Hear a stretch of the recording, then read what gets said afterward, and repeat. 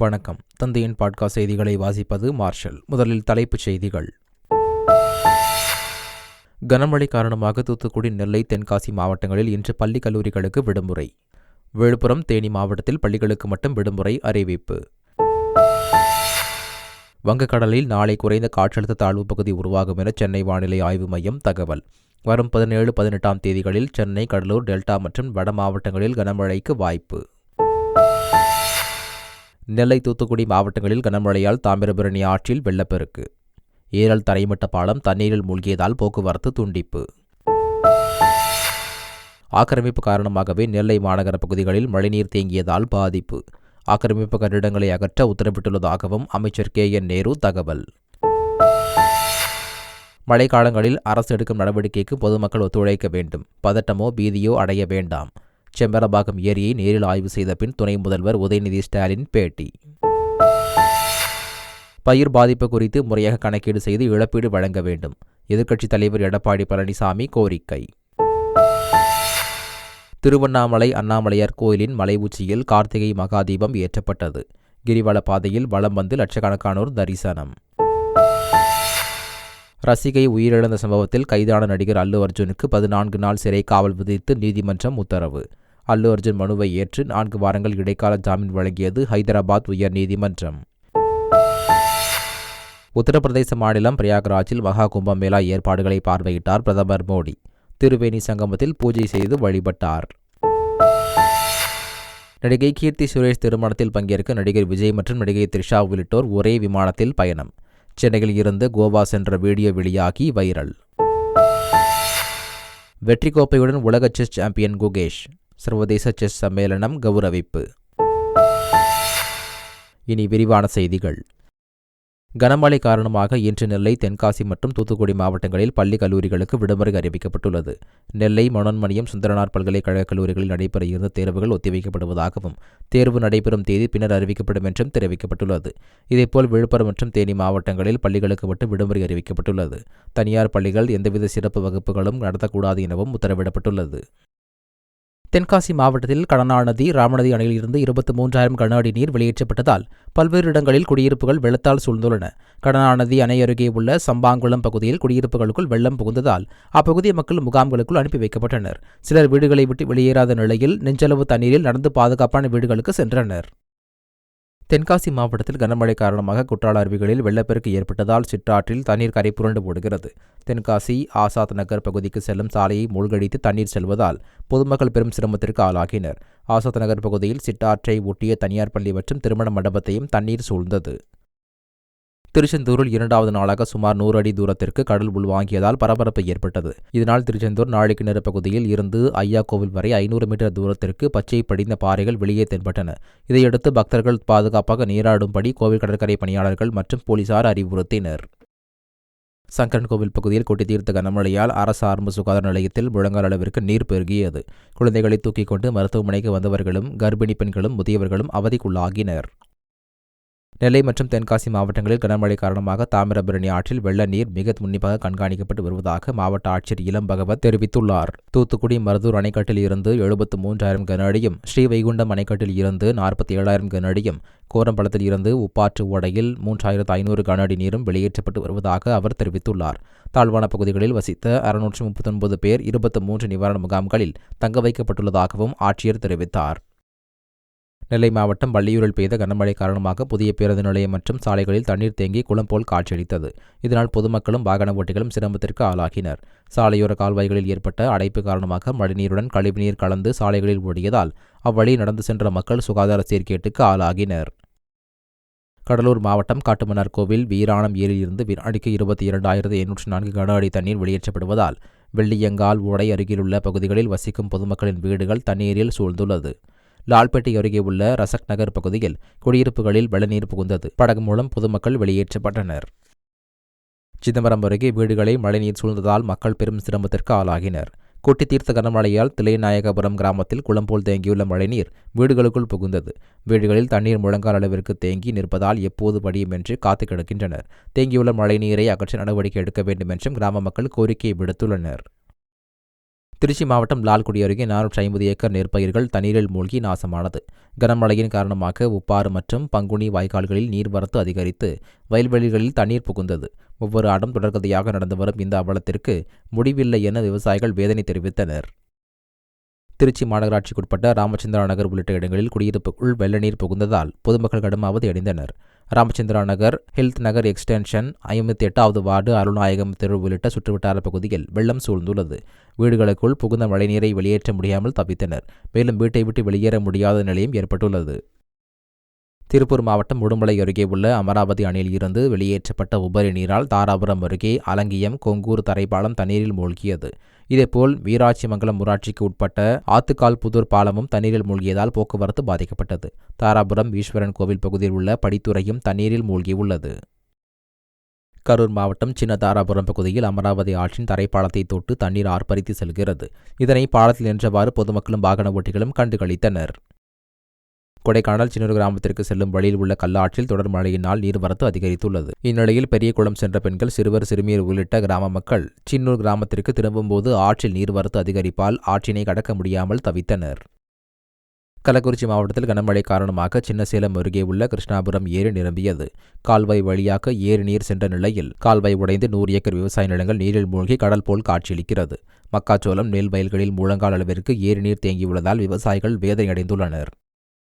சென்னை அடுத்த திருநின்றவூர் நகராட்சிக்கு உட்பட்ட அன்னை இந்திரா நகர், ஈமத் நகர், சீனிவாச நகர், சரஸ்வதி நகரில் இடுப்பளவிற்கு வெள்ளம் சூழ்ந்தது.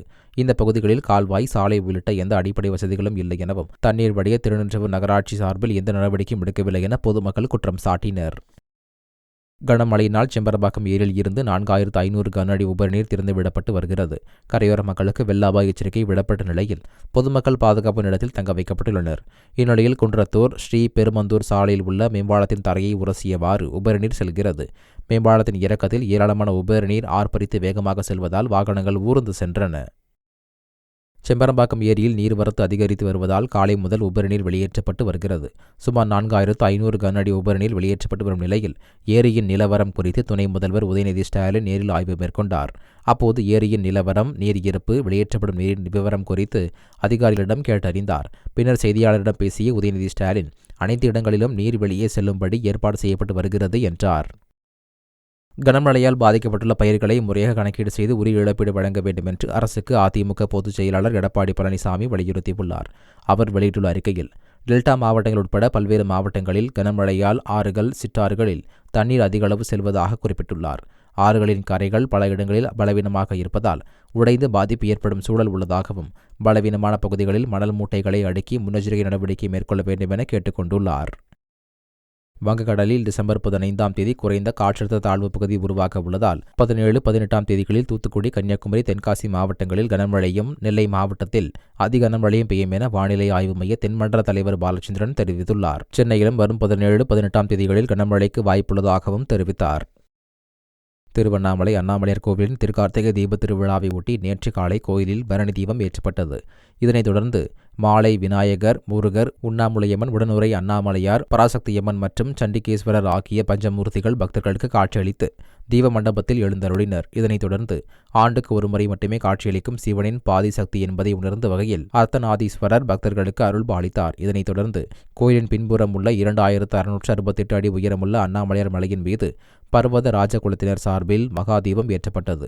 சுமார் 25 லட்சத்திற்கும் மேற்பட்ட பக்தர்கள் மகாதீப தரிசனத்தை கண்டுகளித்து வழிபட்டனர். மகாதீபம் தொடர்ந்து 11 நாட்கள் எரியும் என்பது குறிப்பிடத்தக்கது. மதுரை மீனாட்சியம்மன் கோயிலில் கார்த்திகை தீப திருவிழாவை முன்னிட்டு கோவில் பொற்றாமரை குளம் முழுவதும் லட்ச தீபம் ஏற்றப்படும் நிகழ்வு நடைபெற்றது. கோவில் இணை ஆணையர், பணியாளர்கள் மற்றும் பக்தர்கள் என ஏராளமானோர் பங்கேற்று பொற்றாமரை குளம், அம்மன், சுவாமி சன்னதிகள் உள்ளிட்ட ஆலயம் முழுவதும் அகல் விளக்குகள் மூலம் லட்ச தீபங்களை ஏற்றினர். இதனால் கோயில் வளாகம் முழுவதும் விளக்கு ஒளியில் ஜொலித்தது. திருப்பரங்குன்றம் சுப்பிரமணிய சுவாமி கோவிலில் கார்த்திகை மகாதீபம் ஏற்றப்பட்டது. அப்போது ஆயிரக்கணக்கான பக்தர்கள் அரோகரா என முழக்கமிட்டு தரிசனம் செய்தனர். தொடர்ந்து 16 கால் மண்டபம் பகுதியில் சொக்கப்பன் கொளுத்தப்பட்டது. இதில் ஏராளமான விவசாயிகள் பங்கேற்று எரிந்த கரித்துண்டுகளை எடுத்துச் சென்றனர். கரித்துண்டுகளை வயல்வெளிகளில் போடுவதன் மூலம் விவசாயம் செழிக்கும் என்பது நம்பிக்கை. தொடர்ந்து சுவாமி வீதி உலா வரும் நிகழ்ச்சி நடைபெற்றது.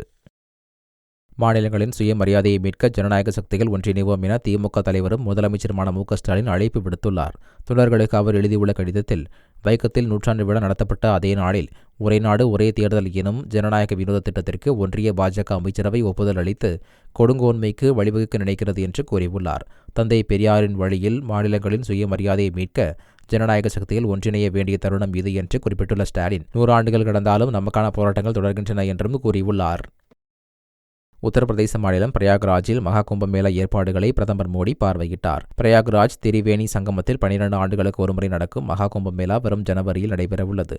இதற்கான ஏற்பாடுகள் தீவிரமாக நடைபெற்று வரும் வேளையில் அங்கு சென்ற பிரதமர் மோடி திரிவேணி சங்கமத்தில் பூஜை செய்து வழிபட்டார்.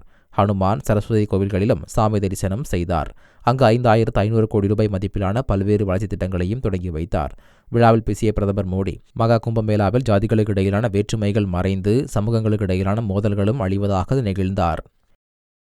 இந்திய அரசியலமைப்பு சட்டம் ஏற்கப்பட்டு 75 ஆண்டுகள் நிறைவடைந்ததையொட்டி மக்களவையில் விவாதம் நடைபெற்றது. விவாதத்தில் பங்கேற்று நாடாளுமன்றத்தில் எம்பியாக கன்னி பேச்சை தொடங்கிய பிரியங்கா, நமது அரசியலமைப்பு மக்களை காக்கும் பாதுகாப்பு கவசமாக இருக்கிறது, அதை உடைக்க பாஜக அரசு முயற்சிக்கிறது என குற்றம் சாட்டினார்.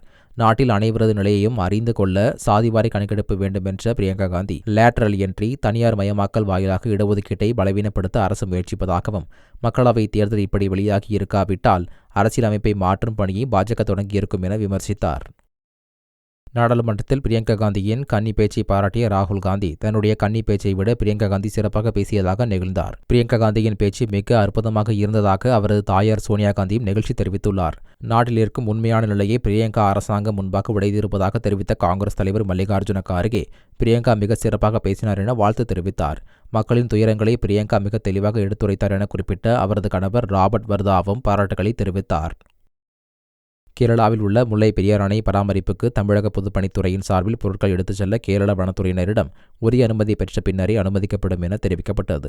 இதனைத் தொடர்ந்து தமிழக அரசின் கூடுதல் தலைமைச் செயலாளர் மூலம் கேரள அரசிடம் தகவல் தெரிவிக்கப்பட்டு வல்லக்கடவு சோதனைச் சாவடி மற்றும் தேக்கடி படகு இறங்குதளம் வழியாக முல்லை பெரியார் அணை பகுதிக்கு கட்டுமானப் பொருட்களை கொண்டு செல்ல அனுமதி பெறப்பட்டுள்ளதாக தேனி மாவட்ட ஆட்சியர் ஷஜீவானா தெரிவித்துள்ளார். தெலுங்கானா மாநிலம் ஹைதராபாத்தின் சந்தியா திரையரங்கில் அல்லு அர்ஜுன் நடித்த புஷ்பட திரைப்படத்தின் சிறப்பு காட்சியை காண வந்த ரேவதி என்ற பெண் கூட்ட நெரிசலில் சிக்கி உயிரிழந்தார். விவகாரத்தில் அல்லு அர்ஜுன் மீதும் வழக்கு பதியப்பட்டது. இதையடுத்து போலீசார் அவரை அவரது வீட்டில் வைத்து கைது செய்தனர். மருத்துவ பரிசோதனைக்கு பின்னர் நம்பலி நீதிமன்றத்தில் அல்லு அர்ஜுனை போலீசார் ஆஜர்படுத்தினர். அவரை 14 நாட்கள் காவலில் வைக்க நீதிமன்றம் உத்தரவிட்டதை அடுத்து சஞ்சல்குடா சிறையில் அடைக்கப்பட்டார். இதற்கிடையே உயிரிழந்த ரேவதியின் கணவர் பாஸ்கர் வழக்கை வாபஸ் பெறுவதாக தெரிவித்தார். இதனிடையே அல்லு அர்ஜுன் தன் மீதான எஃப்ஐஆரை தள்ளுபடி செய்யக்கோரிய மனுவை அவசர வழக்காக ஐதராபாத் உயர்நீதிமன்றம் விசாரித்தது. அப்போது அல்லு அர்ஜுனுக்கு 4 வாரங்கள் இடைக்கால ஜாமீன் வழங்கி நீதிபதி ஸ்ரீதேவி உத்தரவிட்டார். கொலை வழக்கில் கைதான கன்னட நடிகர் தர்ஷன் மற்றும் பிற குற்றவாளிகளுக்கு கர்நாடக உயர்நீதிமன்றம் ஜாமீன் வழங்கி உத்தரவிட்டது. தனது தோழி பவித்ரா கவுடாவுக்கு ஆபாச குறுஞ்செய்தி அனுப்பியதாக ரசிகரான ரேணுகா சாமியை கொலை செய்த வழக்கில் நடிகர் தர்ஷன் மற்றும் கூட்டாளிகள் ஜூன் 12ஆம் தேதி கைது செய்யப்பட்டனர். சிறையில் அடைக்கப்பட்டிருந்த அவர் அறுவை சிகிச்சை செய்து கொள்ள ஜாமீன் கோரியிருந்த நிலையில் கடந்த அக்டோபர் 30ஆம் தேதி கடுமையான நிபந்தனைகளுடன் ஜாமீன் வழங்கப்பட்டது. இந்நிலையில் ஜாமீன் கோரி தொடரப்பட்ட மனு மீதான விசாரணையில் நடிகர் தர்ஷன், பவித்ரா கவுடா மற்றும் பிற கூட்டாளிகள் அனைவருக்கும் ஜாமீன் வழங்கி உத்தரவிட்டுள்ளது. தென்கொரிய அதிபர் யூன் சோக் யோலை பதவி நீக்கம் செய்யக்கோரி அந்நாட்டு மக்கள் தொடர் போராட்டத்தில் ஈடுபட்டு வருகின்றனர். ராணுவ அவசர நிலையை பிரகடனப்படுத்தி யோல் திரும்ப பெற்றார். அதிபருக்கு எதிரான பதவி நீக்க தீர்மானம் சமீபத்தில் தோல்வியடைந்தது. மீண்டும் பதவி நீக்க தீர்மானம் கொண்டுவரப்பட உள்ள சூழலில் அதிபரை பதவி நீக்கம் செய்யக்கோரி தலைநகர் சியோலில் ஆயிரக்கணக்கான மக்கள் போராட்டம் நடத்தினர். கையில் டார்ச்சுகளை ஏந்தியபடி அதிபருக்கு எதிராக மக்கள் கோஷமிட்டனர். சிரியாவை கிளர்ச்சியாளர்கள் கைப்பற்றிய நிலையில் அந்நாட்டு மக்கள் தொடர்ந்து கொண்டாட்டத்தில் ஈடுபட்டு வருகின்றனர். அதிபர் பஷார் அல் அசாத் நாட்டை விட்டு தப்பியோடி ரஷ்யாவில் தஞ்சமடைந்தார். இதனை அந்நாட்டு மக்கள் கொண்டாடி வருகின்றனர். இந்நிலையில் தலைநகர் டமாஸ்கஸில் உள்ள உமையாத் சதுக்கத்தில் பல்லாயிரக்கணக்கான மக்கள் திரண்டு ஆடி பாடி மகிழ்ச்சியை வெளிப்படுத்தினர். காசாவில் தபால் நிலையத்தில் இஸ்ரேல் நடத்திய தாக்குதலில் பாலஸ்தீனியர்கள் 30 பேர் பரிதாபமாக உயிரிழந்தனர். நுசைரட் பகுதியில் இஸ்ரேல் ராணுவம் தாக்குதல் நடத்தியதில் தபால் நிலையம் உருக்குலைந்தது. தாக்குதலில் 30 பேர் உயிரிழந்த நிலையில் 50க்கும் மேற்பட்டோர் காயமடைந்ததாக மருத்துவர்கள் கூறியுள்ளனர். இதனிடையே பயங்கரவாதிகளை குறிவைத்து தாக்குதல் நடத்தப்பட்டதாக இஸ்ரேல் ராணுவம் தெரிவித்துள்ளது. கிறிஸ்துமஸ் சீசனையொட்டி அமெரிக்காவின் மியாமி நகரம் மின்னொளியில் மிளிர்ந்தது. நகரின் பல்வேறு பகுதிகள் கிறிஸ்துமஸ் மரங்கள் மற்றும் சாண்டா கிளாஸ் பொம்மைகளால் அலங்கரிக்கப்பட்டு இருந்தது. பல வண்ண ஒளியில் ஜொலித்த ஜெயின்ட் வீலை மக்கள் பிரமிப்புடன் கண்டுகளித்தனர். நடிகை கீர்த்தி சுரேஷின் திருமணத்திற்கு நடிகர் விஜயும் த்ரிஷாவும் ஒன்றாக விமானத்தில் பயணம் செய்தனர். கடந்த 12ஆம் தேதி கோவாவில் நடைபெற்ற கீர்த்தி சுரேஷின் திருமணத்திற்காக விஜயும் த்ரிஷாவும் சென்னையில் இருந்து தனி விமானத்தில் சென்றுள்ளார். விஜய், த்ரிஷா, அவர்களது உதவியாளர்கள் என மொத்தம் 6 பேர் மட்டும் அந்த விமானத்தில் பயணம் செய்துள்ளனர். விமான நிலையத்தில் விஜயும் த்ரிஷாவும் சென்ற காட்சிகள் இணையத்தில் வைரலாகி வருகிறது. உலக செஸ் சாம்பியன்ஷிப் தொடரில் வெற்றி வாகை சூடி வரலாறு படைத்த தமிழக வீரர் குகேஷிற்கு வெற்றி கோப்பை வழங்கப்பட்டது. சிங்கப்பூரில் 14 சுற்றுகளாக உலக செஸ் சாம்பியன்ஷிப் தொடர் நடைபெற்றது. பரபரப்பாக நடைபெற்ற இறுதிச் சுற்றில் சீன வீரர் டிங் லெரனை வீழ்த்தி குகேஷ் உலக சாம்பியன் ஆனார். மிக இளம் வயதில் உலக சாம்பியன் ஆனவர் என்ற சாதனையையும் 18 வயதேயான குகேஷ் நிகழ்த்தினார். இந்நிலையில் உலக சாம்பியன் குகேஷிற்கு கோப்பையை வழங்கி சர்வதேச செஸ் சம்மேளனம் கௌரவித்தது. சாம்பியன்ஸ் டிராபி தொடரை ஹைபிரிட் மாடலில் நடத்த ஐசிசி அனுமதி அளித்திருப்பதாக தகவல் வெளியாகியுள்ளது. பாதுகாப்பு காரணங்களை சுட்டிக்காட்டி பாகிஸ்தான் சென்று சாம்பியன்ஸ் டிராபி தொடரில் விளையாட இந்தியா மறுத்துவிட்டது. இந்தியாவின் போட்டிகளை துபாயில் நடத்த கோரிக்கைகள் முன்வைக்கப்பட்ட நிலையில் இதனை பாகிஸ்தான் ஏற்றதோடு இந்தியாவில் நடைபெறும் ஐசிசி தொடர்களையும் ஹைபிரிட் மாடலில் நடத்த வேண்டும் என்றும் வலியுறுத்தியது. இந்நிலையில் இரு நாட்டின் கோரிக்கையையும் ஐசிசி ஏற்றிருப்பதாக கூறப்படுகிறது. மீண்டும் தலைப்புச் செய்திகள். கனமழை காரணமாக தூத்துக்குடி, நெல்லை, தென்காசி மாவட்டங்களில் இன்று பள்ளி கல்லூரிகளுக்கு விடுமுறை. விழுப்புரம், தேனி மாவட்டத்தில் பள்ளிகளுக்கு மட்டும் விடுமுறை அறிவிப்பு. வங்கக்கடலில் நாளை குறைந்த காற்றழுத்த தாழ்வு பகுதி உருவாகும் என சென்னை வானிலை ஆய்வு மையம் தகவல். வரும் 17, 18ஆம் தேதிகளில் சென்னை, கடலூர், டெல்டா மற்றும் வட மாவட்டங்களில் கனமழைக்கு வாய்ப்பு. நெல்லை, தூத்துக்குடி மாவட்டங்களில் கனமழையால் தாமிரபரணி ஆற்றில் வெள்ளப்பெருக்கு. ஏரல் தரைமட்ட பாலம் தண்ணீரில் மூழ்கியதால் போக்குவரத்து துண்டிப்பு. ஆக்கிரமிப்பு காரணமாகவே நெல்லை மாநகர பகுதிகளில் மழைநீர் தேங்கியதால் பாதிப்பு. ஆக்கிரமிப்பு கட்டிடங்களை அகற்ற உத்தரவிட்டுள்ளதாகவும் அமைச்சர் KN நேரு தகவல். மழைக்காலங்களில் அரசு எடுக்கும் நடவடிக்கைக்கு பொதுமக்கள் ஒத்துழைக்க வேண்டும். பதட்டமோ பீதியோ அடைய வேண்டாம். செம்பரம்பாக்கம் ஏரியை நேரில் ஆய்வு செய்த பின் துணை முதல்வர் உதயநிதி ஸ்டாலின் பேட்டி. பயிர் பாதிப்பு குறித்து முறையாக கணக்கீடு செய்து இழப்பீடு வழங்க வேண்டும். எதிர்க்கட்சித் தலைவர் எடப்பாடி பழனிசாமி கோரிக்கை. திருவண்ணாமலை அண்ணாமலையார் கோயிலின் மலை உச்சியில் கார்த்திகை மகாதீபம் ஏற்றப்பட்டது. கிரிவல பாதையில் வலம் வந்து லட்சக்கணக்கானோர் தரிசனம். ரசிகை உயிரிழந்த சம்பவத்தில் கைதான நடிகர் அல்லு அர்ஜுனுக்கு 14 நாள் சிறை காவல் விதித்து நீதிமன்றம் உத்தரவு. அல்லு அர்ஜுன் மனுவை ஏற்று 4 வாரங்கள் இடைக்கால ஜாமீன் வழங்கியது ஹைதராபாத் உயர் நீதிமன்றம். உத்தரப்பிரதேச மாநிலம் பிரயாக்ராஜில் மகா கும்பமேளா ஏற்பாடுகளை பார்வையிட்டார் பிரதமர் மோடி. திருவேணி சங்கமத்தில் பூஜை செய்து வழிபட்டார். நடிகை கீர்த்தி சுரேஷ் திருமணத்தில் பங்கேற்க நடிகர் விஜய் மற்றும் நடிகை த்ரிஷா உள்ளிட்டோர் ஒரே விமானத்தில் பயணம். சென்னையில் இருந்து கோவா சென்ற வீடியோ வெளியாகி வைரல். வெற்றி கோப்பையுடன் உலக செஸ் சாம்பியன் குகேஷ். சர்வதேச செஸ் சம்மேளனம் கௌரவிப்பு. இத்துடன் தந்தையின் பாட்காஸ்ட் செய்திகள் நிறைவடைந்தன. வணக்கம்.